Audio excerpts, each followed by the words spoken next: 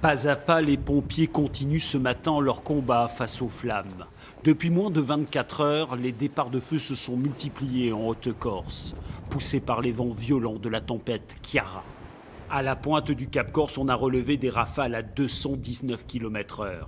Difficile alors de stopper la progression des incendies. C'est de te positionner derrière lui, limite en ligne de crête, pour me le verrouiller là.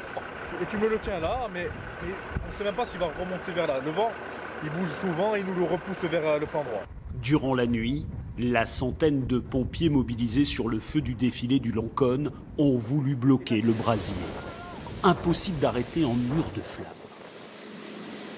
Devant l'avancée du feu, les habitants ont veillé, se tenant prêts à évacuer.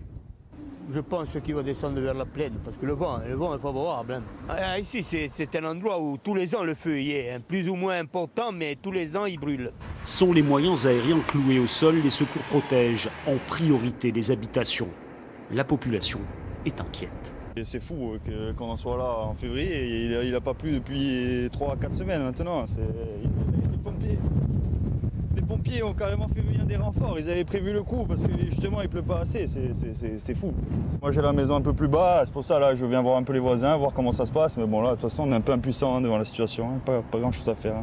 Au total, plus de 300 hectares ont brûlé et le feu n'est toujours pas maîtrisé. L'alerte orange vent violent est maintenue jusqu'à ce soir. Les transports scolaires sont suspendus, comme les liaisons maritimes entre la Haute-Corse et le continent. Sur la route, les chutes d'arbres ont été également nombreuses. Les autorités appellent à la plus grande prudence.